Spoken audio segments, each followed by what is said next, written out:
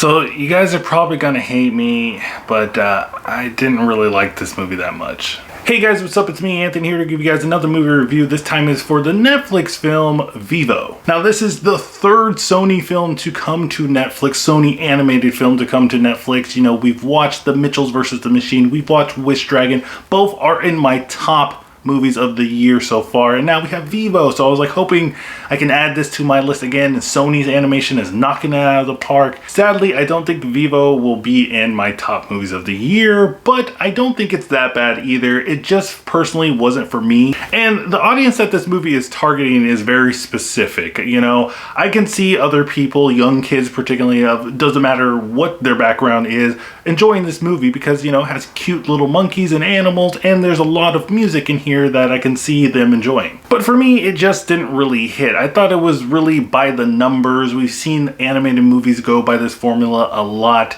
It didn't really add anything new. I kept on coming back to it being like, this is the movie Bolt. This is basically Bolt.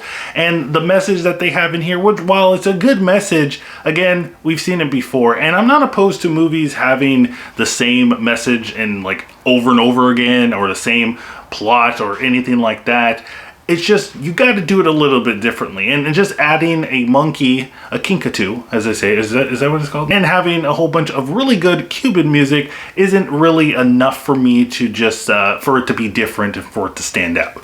And I don't want to go into this movie too hard because, again, I can see people really enjoying this movie. And I think it just goes from what I was saying, it's just not really different. It doesn't have anything new. The last two films that Sony has released, the animated films that they released, Mitchells vs. Machine, that was definitely new. That was definitely something unique. I haven't seen something like that before. And while Wish Dragon was basically Aladdin and Mulan fused together, that put its own spin on it, especially with the character of the dragon, his own personality. I think that's where this Vivo movie doesn't really have any of that. The personality with the kinkajou doesn't really stand out.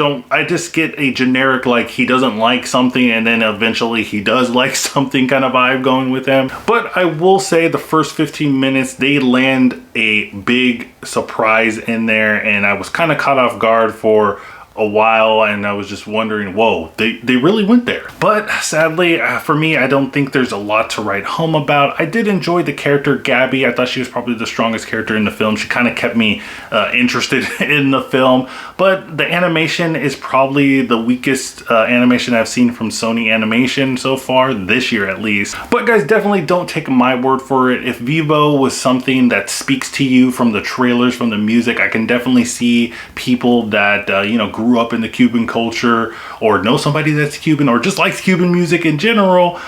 This movie can definitely speak for them. For me, it just didn't work. But guys, let me know what you think in the comments down below. Did you like it? Did you hate it? Do you think this is the best Sony animated film so far, or the worst one? Also guys, don't forget to check out my Twitter so you can stay up to date with my channel, and don't forget to like, subscribe, do all that stuff. And remember guys, keep watching movies.